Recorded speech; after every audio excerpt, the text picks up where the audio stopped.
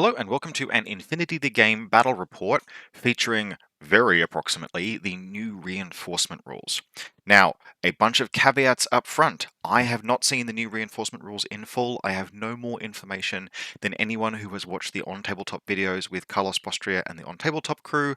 I'm operating with the same information as everyone else, but there is kind of enough information in those videos to piece together enough to have a dummy run with reinforcements, and so that's what I sat down and did this evening. Joining me tonight would be Owen, and we would actually be having a rematch of the exact same matchup that we recently played, Haqqislam versus Combined, but no Avatar this time. Instead, Owen is busting out his actual Exrah models, using them as actual Exrah. Now, this video is not going to be a deep dive into my thoughts on the reinforcements rule, or even really much in the way of a primer of reinforcements at all. What this will be basically is just a game recap, and I will take the opportunity to talk about how I felt in the moment playing with our best guess as to these new rules. It is an analysis, it's not a breakdown, it's not a power ranking or anything like that. It's just a, hey, trying this for the very first time, how did this feel? So we're playing Acquisition, a good, simple standard army that I also thought would flex the reinforcement rules quite well. Let's look at the armies and look at the game.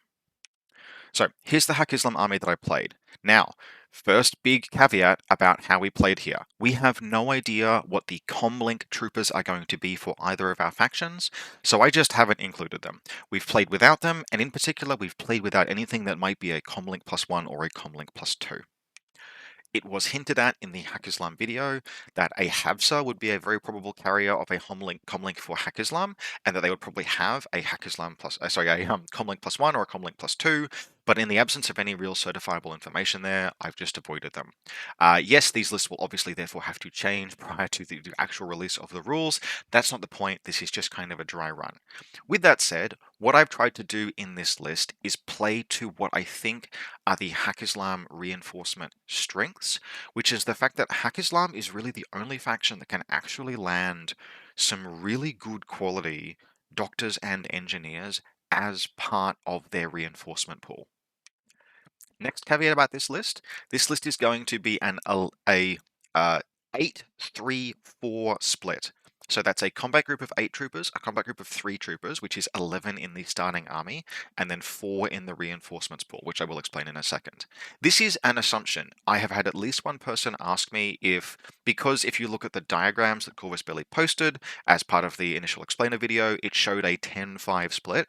There has been a question, well, will we only be allowed to have one combat group? Nothing I have seen in any of the rules suggests that, and actually, to be perfectly frank, I think it would be a little bit weird.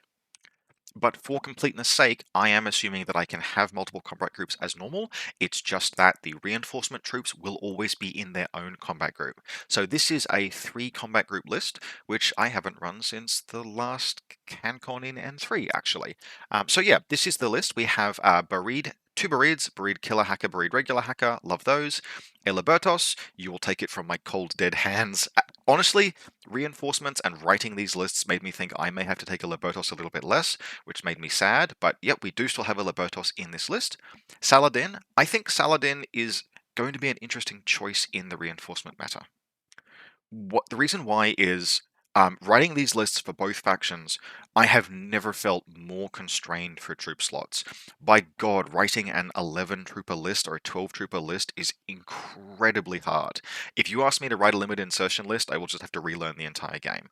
I don't want to do that. I don't want to write a 10-5 split. I want to be able to do multiple different things. But writing combat groups that function with such small troop numbers is very, very challenging. Not impossible, but really hard. And that makes me actually, so first, just feeling about this experience so far, it's really interesting to chew on this as new novelty, but I really hope that there are a lot of Comlink +1 and Comlink +2 profiles. So why does that mean that Saladin is an interesting choice in Haqqislam in reinforcements? Well, so on one hand, he is just a lieutenant occupying a slot by himself without ever fighting or contributing to the battle. There are many lieutenants that do that, but it is something to note. But Strategos, too, the ability to move troops between groups, really made me just feel a little more comfortable with how these groups are set up. Because an 8-trooper combat group is very vulnerable to having orders stripped from it, but I just have a little more flexibility in terms of like how the Fide lands. I can be reactive. I can build my plan for the turn really well using Strategos. So I think he will be useful, but he is still a sacrifice. Next up, we have a Sundukbut with Neurosynetics. This is not a piece I would actually play. I like it. I think it's very fun. But there are a couple of specific synergies in this list I wanted to try out. The first is, oh, look at that. It's 53 points, which means that if it dies, it triggers the reinforcement threshold just by itself. And it's a defensive ARO piece, so yeah, alright, cool. Secondly, it is repairable, and remember I said before, Haqqislam have really nice high quality engineers in their reinforcement slot. I don't normally want to play an engineer to repair a Sundukbut, but I will play those engineers in the Haqqislam reinforcement pool, which means that there's a very good chance I can just land an engineer next to it, because if it's unconscious, I'm triggering my reinforcements. I can land an engineer next to it and I can fix it, and that feels really cool. I wanted to try that. Next, we have Al Jabel, and also a Hassassin for Day in Group 2. The Hassassin for Day in Group 2 might very possibly jump into Combat Group 1, and it would during the game. But the basic idea here is that with 3 orders, a Fide might just be able to kill something if it has to, or I can jump it in using Strategos if it, for whatever reason. If it does or if it doesn't fail its roll to land. But again, Hassassin for Day and Al Jabel, collectively, 58 points, which means that if they die, they trigger my reinforcements. Then we have Zamira, because Zamira is excellent, a Mukhtar, because a Mukhtar is excellent, and I couldn't really afford any other necessary guns, but the Mukhtar is also a piece that has a good chance of kind of being near reinforcements and being doctorable, which I thought would be cool. And then 2 Matalia. These were all I had points for in the rest of the list. A 10.1 point shotgun jammer and a 5.1 with smoke grenades, just so that I had enough smoke grenades to make sure that the Mukhtar would have smoke. Now, I don't have a good way of bringing my reinforcement pool up onto the screen, but what I had in my reinforcement pool was the maximum availability of the Bertuk Aeronaval Engineering Regiments. You'll have seen them in the Haqqislam video. They're listed as AVA2, and they are very, very good. They are, to be honest, depending on how the actual shape of the reinforcement rules works, they might be the best reinforcement troop in the game.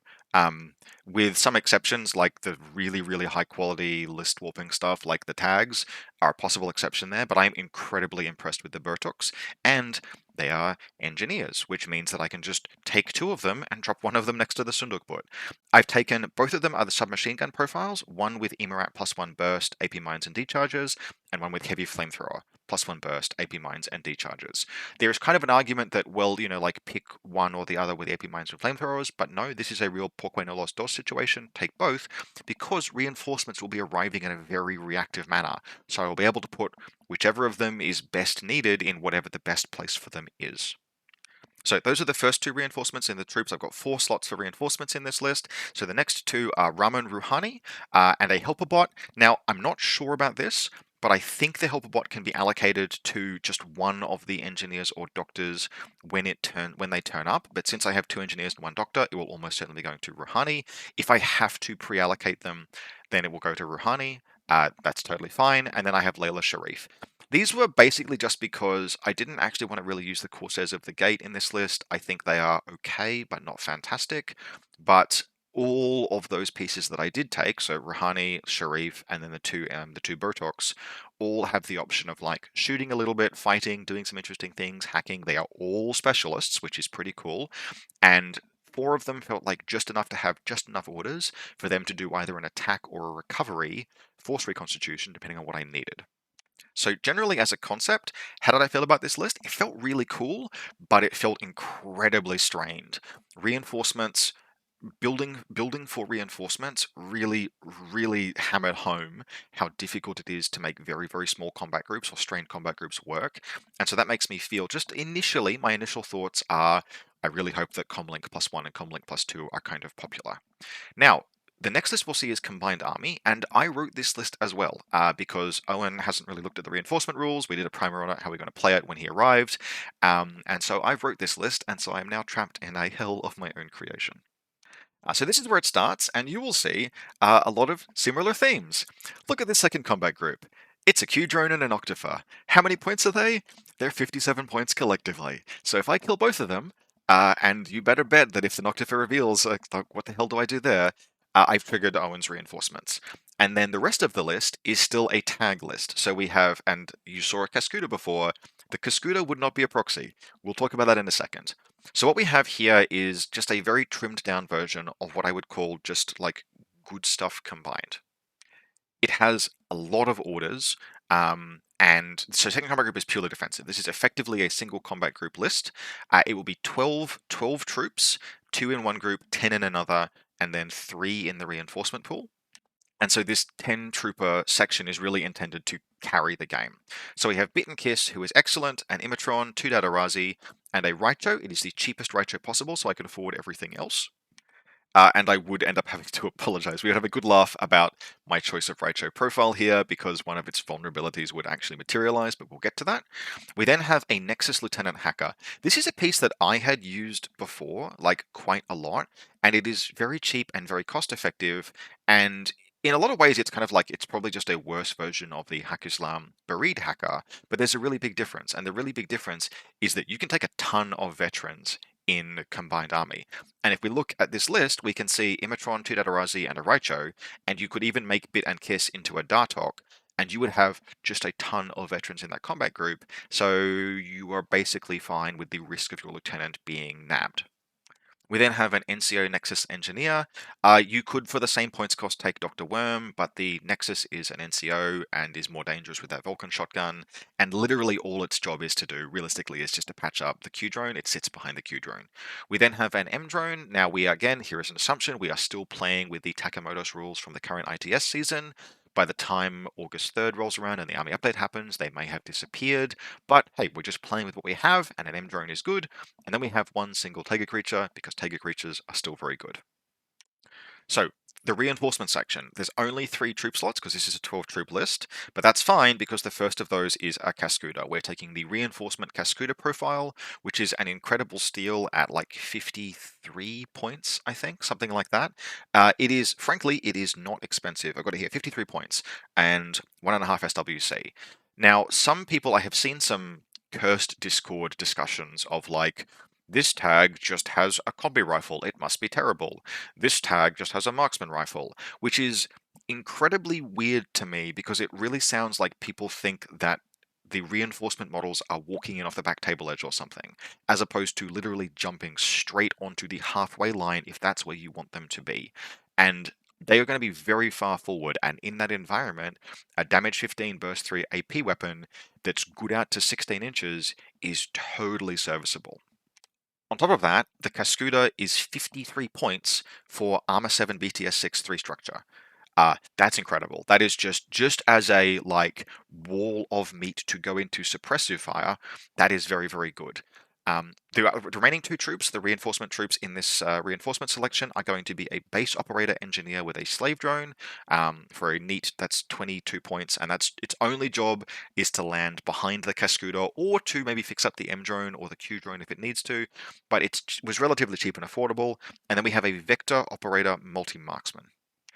Now, this is a profile that I kind of love, like a little bit ironically, because the Exrah were before my time. They'd been rotated out of Infinity before I began to play. But I have heard stories in the same way that I will tell stories to you, my young audience, of like they were broken AF in the context of the game when they existed, because the extra rule, which is when you take it, you don't have an unconscious state, you go straight to dead.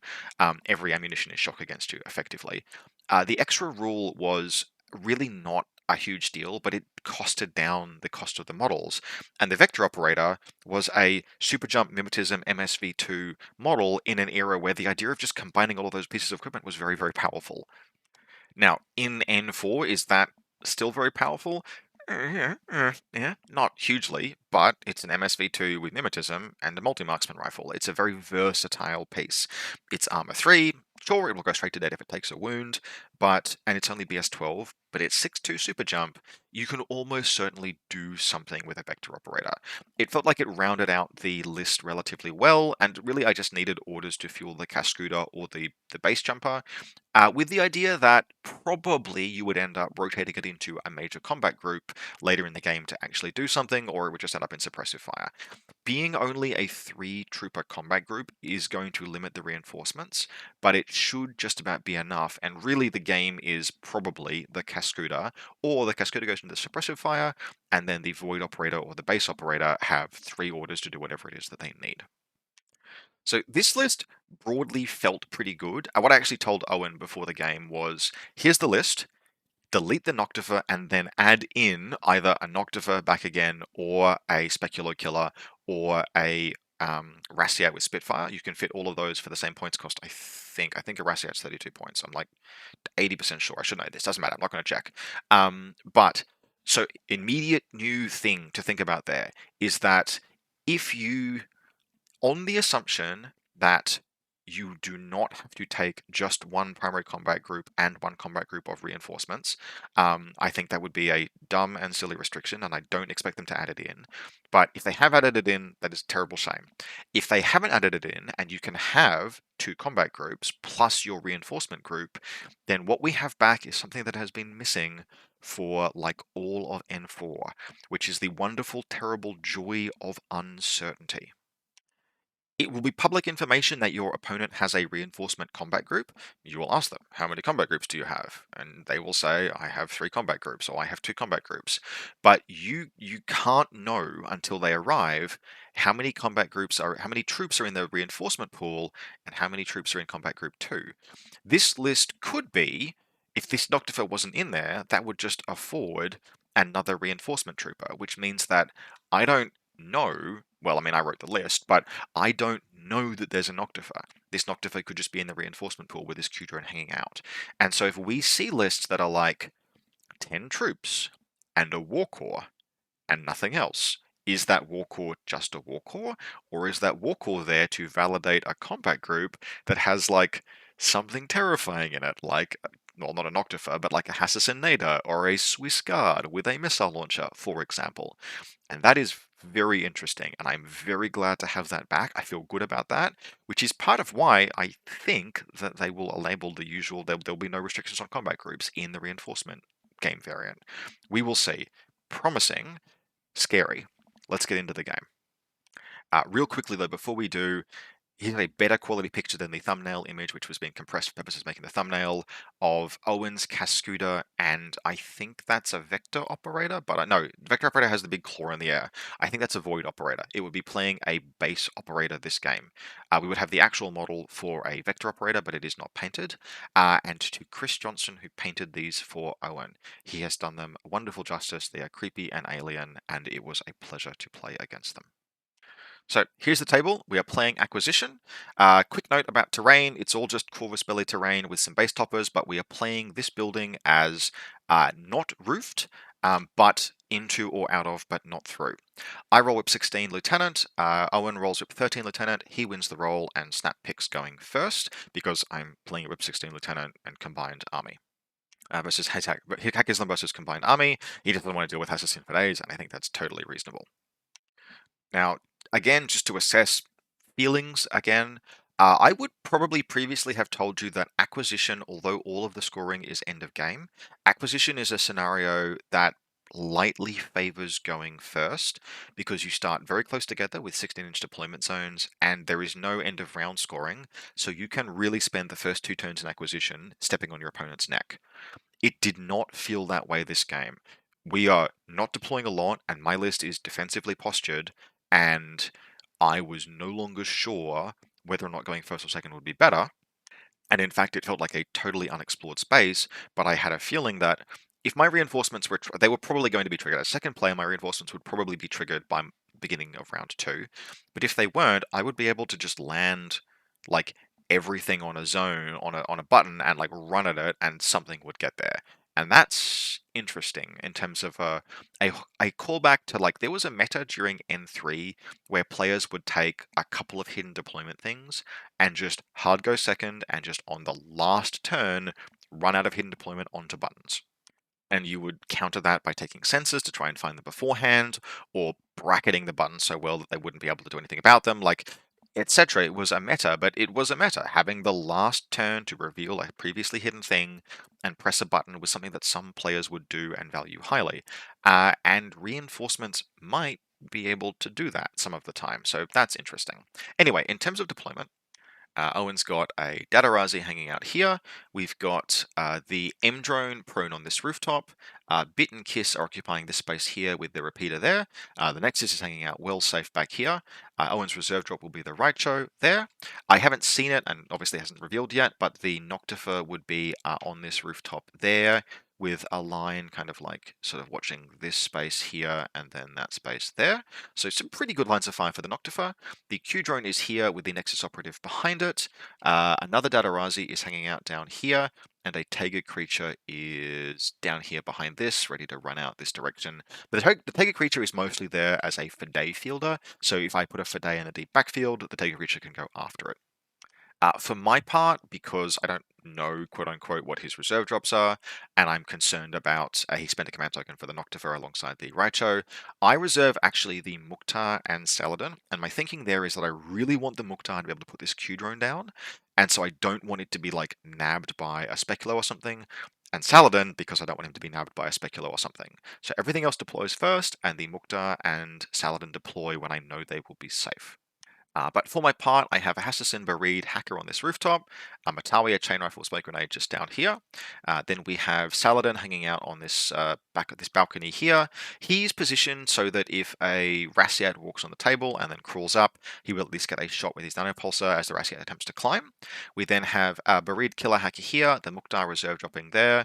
A Matalia is deployed down here, so that if it impetuouses, it'll run up behind these barricades and probably not get shot. That's the boarding shotgun one. And then Zalekir is deployed here. Otherwise, I have 4 camouflage markers in the midfield. You can't see it, but it's hanging out back here is the Libertos' mine. The Libertos is there, and then the Sundukbut decoy and Sundukbut are deployed there and there. And the Fideis are just in like ready to be useful places. Hussein Al-Jabel is down here, and the regular Hassassin Fidei is on a rooftop over here.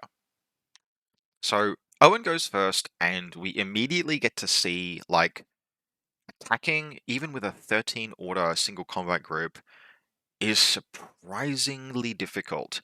Like, really surprisingly difficult, which is very interesting.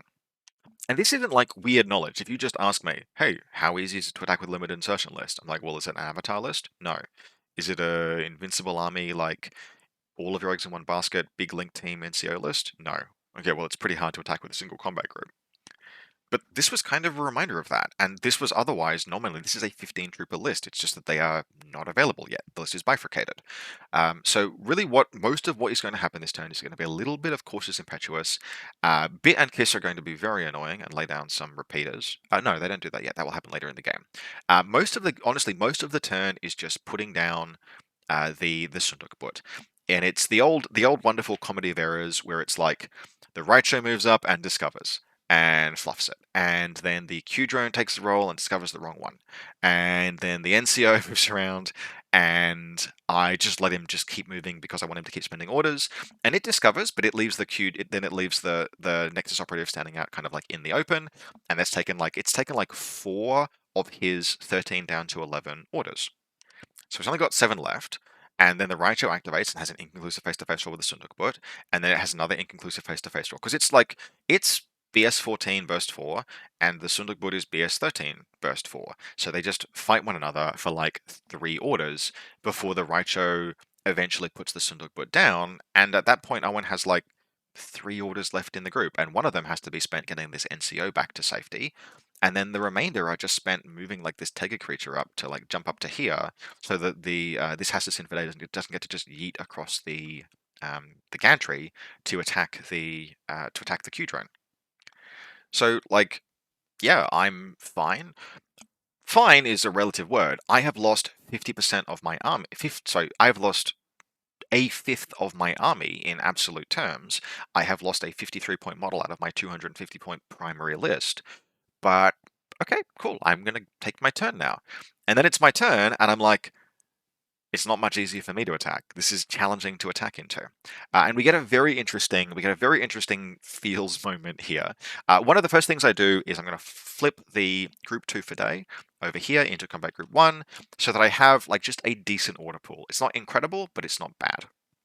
And I set myself some basic goals that are going to be disrupted, but the idea is I want to, if I can, not trigger Owen's reinforcements. So we are going to be very careful in what we kill. We're going to impetuous this Matalia. It's going to move up to there. It fires a long bomb smoke grenade and jots smoke down here. So we'll move those lines. We have smoke there. And then the Mukhtar stands up and puts the Q drone down. Cool, that's 26 points. That's totally okay. It's then going to jump down to here, and we've got a Datarazi that has impetuous around to there. So we're going to go after that. That's only 14 points. That will have killed 40 points of my opponent. That's a nice number. So we have the Mukhtar break smoke and run in this direction, and then the Noctifer reveals. And I have never been more tempted to not shoot a Noctifer with a Mukhtar inside of 24 inches than in this moment. I literally have to like take a minute and think and just be like, okay, if I dodge, I'm on 10s or 11s, whatever the Mukhtar fizz is, and I just get shot, and I probably get out of line of sight if I succeed, but if I don't, I lose the Mukhtar. And that's really bad. And like, oh hell, what do I do here? I end up just being like, take the shot, just take the shot. You can't afford to lose the Mukhtar to the Noctifer. And so the Mukhtar shoots and it takes the Noctifer down, and then it moves around here and it fights the Datarazi and it hits it 3 times. Datarazi passes 3 saves because I have a Red Fury. Jordan, if you watch this, please put in the comments. This is why you don't take Red Furies. You are right, they are damage 13. Damage 13 is low, but I follow up, keep pushing around, fire again, put the Datarazi down, and the Mukhtar will do one more thing this turn, but that's basically the majority of what it accomplishes. It kills, a bunch of stuff. It killed almost 70 points worth of models. Good job, Mukhtar. But there's not a great deal more I can kill. So what we do is this Hassassin Bari is going to pop down here, run up there. It's going to press this button and then pull back out of the building. And then with the remaining orders that I have, the Mukhtar is just going to move and to stand here and go into suppressive fire. And the basic idea here is to draw like I don't intend for it to fight the world, but it's going to be a little tricky for him to dislodge that with the Raicho, and I want it to just draw some attention, maybe take a wound, go prone. I don't want him coming in and stepping on the neck of my Sundukbut, because I have plans for the Sundukbut, and I want to just stall him out. And I have knocked out some orders. I've killed 3 troopers. Admittedly, 2 of them are in combat group 2. But like it doesn't feel like the worst turn, but it doesn't feel like the best one either. It's interesting. So here we are at the beginning of Owen's second turn. We can see this objective is under player 2's control, and the reinforcements have landed.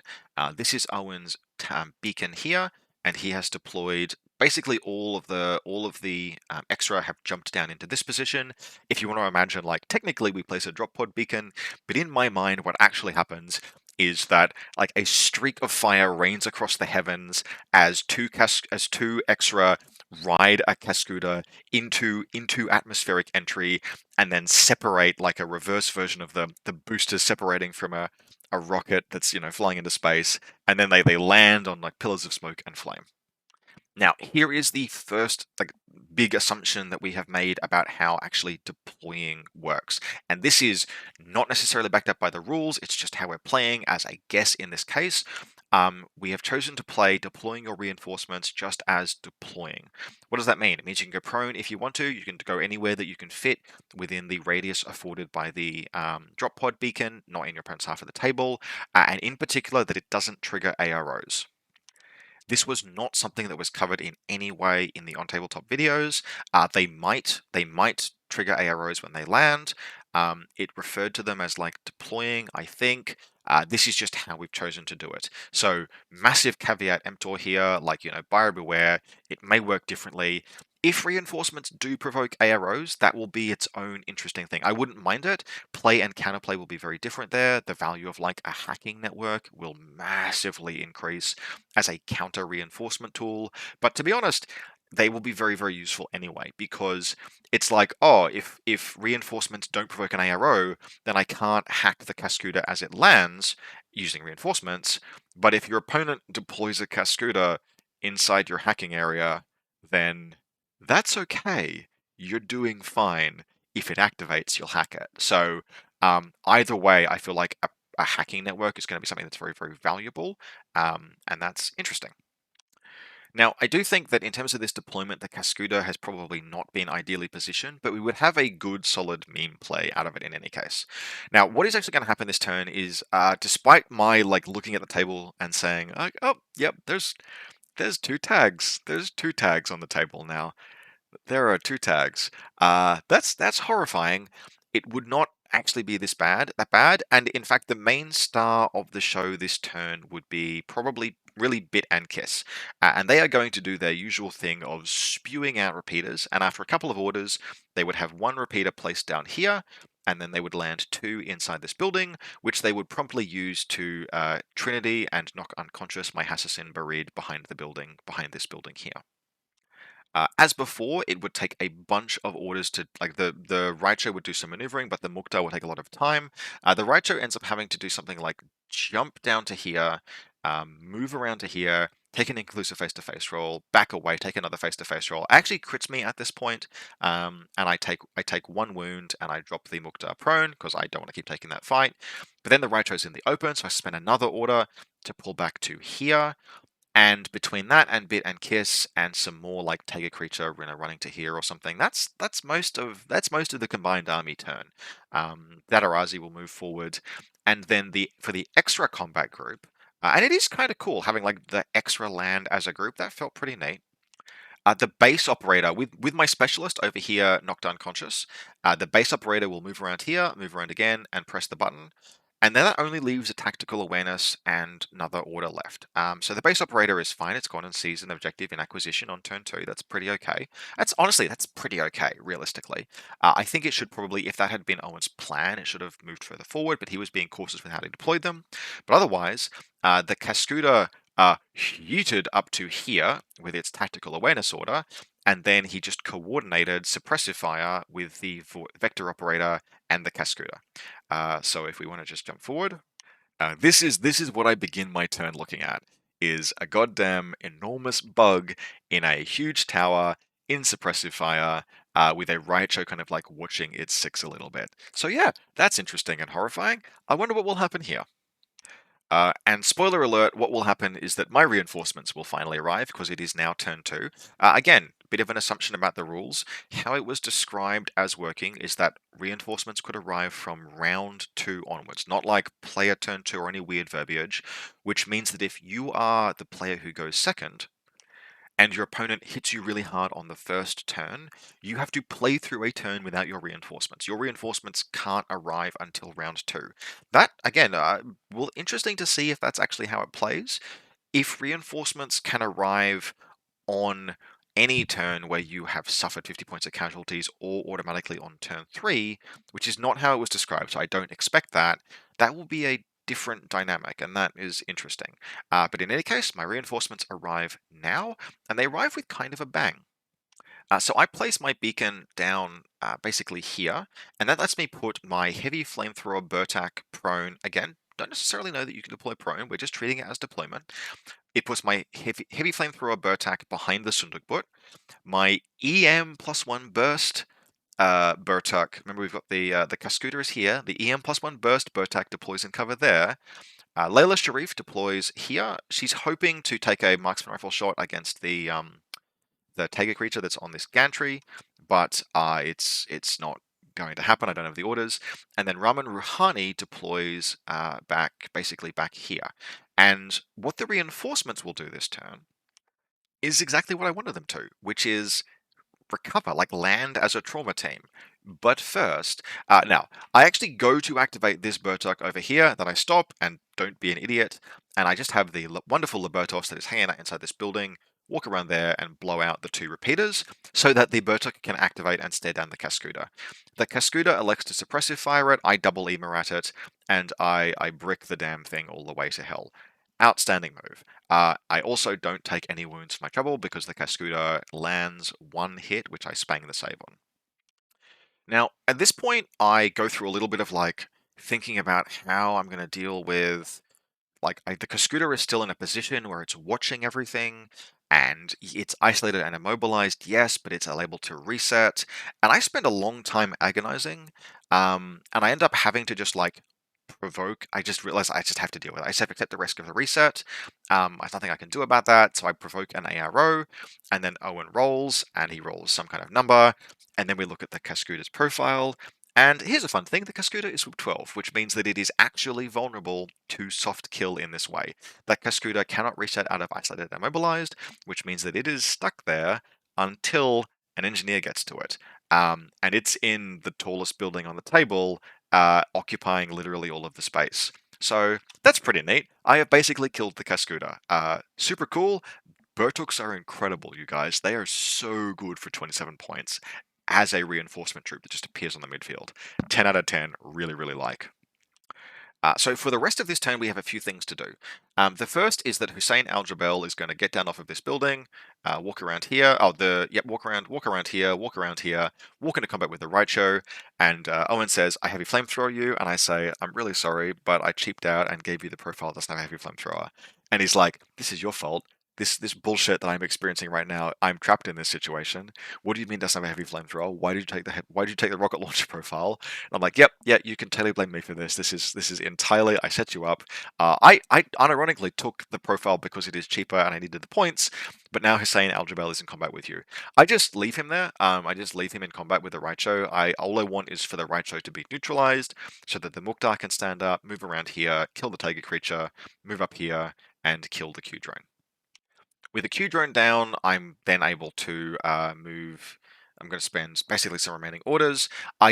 There's nothing that I can do about this repeater down here, which is to my great sadness, because this Bertok is going to crawl around there. It's going to fix the Sundukbut, which will stand back up. Wonderful. Then I get isolated by the Nexus Lieutenant, which is nothing I can do about.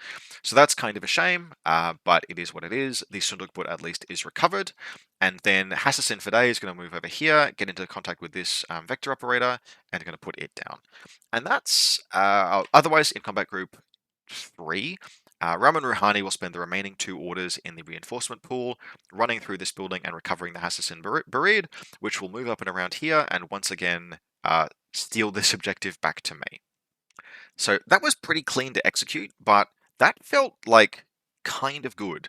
I returned a Sundukbut and a Hassassin Barid back to play by landing engineers and doctors on top of them. That was really cool. Like, how did that feel? That felt pretty neat. That felt like if you ever like look at Dungeons and Dragons, for example, you'll hear people talking about the idea of a class fantasy, where like what is the class fantasy of a barbarian or a sorcerer? It's to be a giant, raging, hulky fighter dude or a innate magic. There's an idea, right? The idea of the fantasy that the class is selling. Why do I mention that? Because this turn felt like the Haqqislam fantasy. It's the like, what do you have? You've got actual specialist. You've got like you compare a Patcher to a Bertuk. They're very similar. Like they're very, very similar. But my model actually went to university and has a degree. It doesn't just slap adhesive tape onto the hull of a dying spaceship. And that felt cool. Like recovering that Sundukbut in particular was like pleasing. It was satisfying, and I like this is when they sold me on Haqqislam, they said you've got the best doctors. And then I discovered that I don't actually doctor things that often. Like it is a useful and meaningful skill, but the game is not about being the trauma team. It's about fighting and holding objectives, and like it's a lethal game. And so to do this, the first time I played with reinforcements, to land a Bertok and literally like I patched up 2 models with the reinforcement pool, I'm pleased by this. So that is interesting. Now, jumping ahead to the start of turn 3, let's not beat around the bush. Owen is up shit creek right now because he effectively has 2 tags neutralized, no buttons pressed, and the Cascuda is totally bricked, and all of the other Exrah are dead. So this is not a good space for him. But we talk out really like what is the best way to play this turn. We do a couple of different things. Experiment 1 is the NCO Nexus. Jumps across here, shotguns Al Jabel to death, and then that doesn't really accomplish anything. So what we eventually settle on is the best way to play the turn after a couple of attempts is this repeater is still present. So Owen uses his lieutenant order to brick the Sundukbut.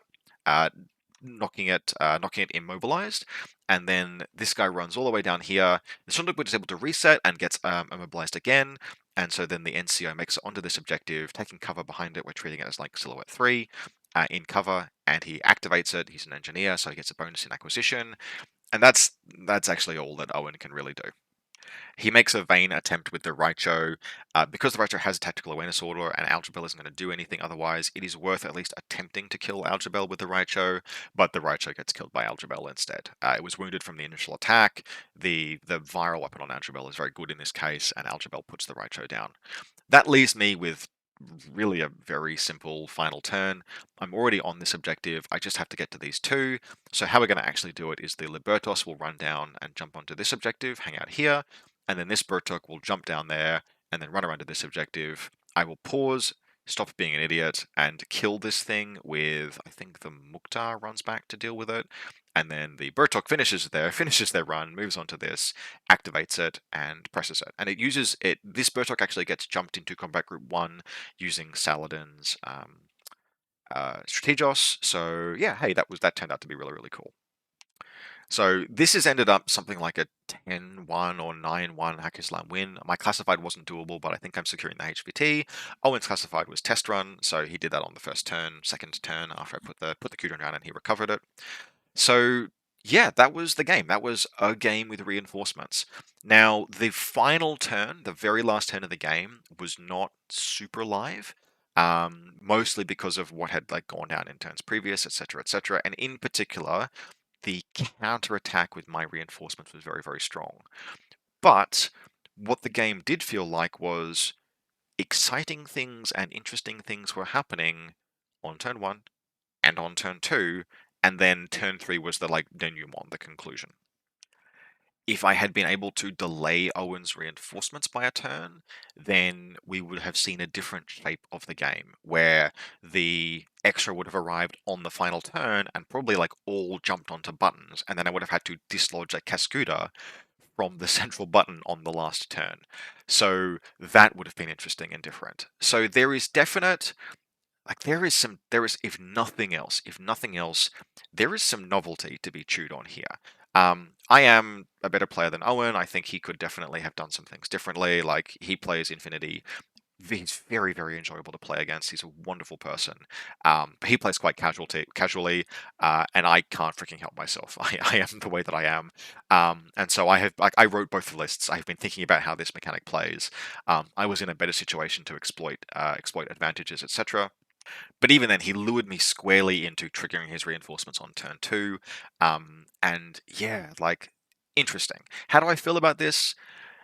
Honestly, the biggest thing I'm walking away from, just at the get-go, is I'm going to need to see the full rule, obviously. I'm going to need to see how many of these assumptions I've made have just been blatantly wrong, obviously. And I need to see the army updates, because the comlink rule and how many armies have access to comlink +1 and comlink +2 is going to be really, really important. Just to editorialize about the game for a little bit generally, after the game we sat and had a chat, and what came up was the old, hey, remember how in N3 and then to N4 the tactical window 15 trooper limit became part of the game rules? Do you think that was good, was the question that was asked. And my answer was, I understand why they did it, because there were armies that were played at the end of N3. I mean, at many points during N3, the I could do a whole video on this, and I'm not going to go out at length. But the game was moving away. The meta was moving away from the fantasy of Infinity, which is spec ops, like small elite spec ops teams fighting one another in off the book battles in fantastic environments. The game's fantasy is not meant to be literally 40 Scotsmen charging across the field at one another. That's an Imperial Guard regiment. That's not a black operation.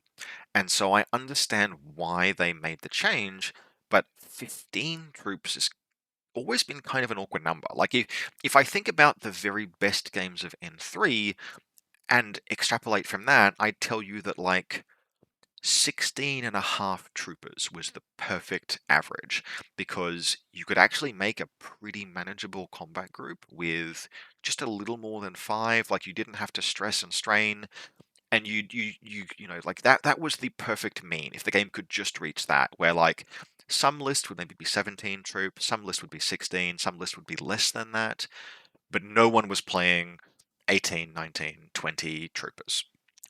And here comes reinforcements, and there's a mechanic that lets you add one or two extra troops into your lists, which means that the average number of troopers will be potentially 16 and a half, with a whole bunch of restrictions and etc etc. Like I've got a bunch of hopes for the reinforcement mechanic, but that feels really coincidental to me, where it's like, that's interesting. And so what I'm kind of saying here is that I think some Infinity factions will be totally fine with 15, but some will really want, particularly with how you get your army split into three, if you can take three combat groups, including your reinforcement group. And that makes me really hope that like there are some Comlink +1, Comlink +2, maybe even like one or two Comlink +3 in some armies. Dashat Company, for example, is like they could really use they could really like playing Dashat Company in a reinforcements meta is I already struggle to spend my points. If you tell me I have 350 points and I don't have any more troop slots, I'm just gonna quit Dash Out. I don't know how to play them in that kind of environment. I'll figure it out actually, but like Dash Out Company is gonna really want at least a +2, ideally a +3 reinforcement option, which may not even exist in the game. So yeah, I have some hopes, but a lot of that is going to be pinned on what is the availability of Comlink. Comlink is going to be just the most important profile, I think. All of these reinforcement profiles that we've seen so far, yep, they're cool. Bertox, love them. Super happy with Bertox as a reinforcement piece. Couldn't be better suited to it. Absolutely love it to bits. Really happy with that. But the impact of the Bertak arriving in Haqqislam as a profile is going to be dwarfed by what each faction can access as their comlink. Because if the comlink trooper is some like crappy tax, where it's like you have to put a 17-point brawler in a list or something. Like, okay, I really hope I can find a use for that. I know the comlink model can die and not impact your reinforcements, but it's using up a troop slot. And your troop slots are already at a colossal premium because of how reinforcements changes the way that you build your army. Like, Infinity N4, troop slots are a premium. Reinforcements, troop slots are at, they have never been at a bigger premium than they are as we currently understand the reinforcement mechanic. So +1, +2 comlink slot troops are going to be incredibly important, or troops that have a comlink that you already were including like in the army because they're very, very good. A stupid example would be Libertos Minelayer comlink. Now, that will not exist, but as an example, I was already including the Libertos, so I'm not giving up a combat group slot, a valuable one, to fit it. A better example would be like Hassassin Bareed hacking device comlink. That's a trooper that fits into a list without occupying a desperately needed troop slot, and gives you your comlink. So that would be an example of a comlink that I maybe wouldn't expect to be. Maybe it might be my +1 or it might be +0. You'd see things like I'd expect to see Pan-Oceanian military orders lists where maybe you have like a Teutonic Knight specialist comlink or a Knight Commander +1 Order Lieutenant comlink, just as an example, right? Trooper that you were potentially playing already. Trinitarian, Tertiary, or Dart comlink. Again, probably not examples in those cases, but that's like what they do when Army Update comes out on the 3rd. Those choices, where comlinks are distributed, how many comlinks an army has access to, is going to be very, very relevant. So, like, I would consider it probably it's going to be a little bit of a failure if you look at Pan-Oceania and it's like, Fusilier combi 10-point comlink. And that's the only one in the army. That's not an interesting choice. That's a tax. There is nothing interesting happening with your army construction there. You're not balancing anything if that's the only, like, okay, cool, that's the only choice. So, and I don't expect that for clarity. I expect there to be some interesting decisions to be made about comlinks. But they are going to be far more important than the profiles that have been revealed, as spicy as some of the profiles are. So that's what I'm thinking. That's after this one game and this list building exercise, all of this based on so many caveats that I cannot emphasize enough how much this should not be taken to be representative of any final product, but it was very, very interesting. So I am super looking forward to August the 3rd. That'll probably be August the 4th Australian time, and what the actual final shape of the rules and armies look like. And until then, hope you enjoyed this, and I'll see you next time.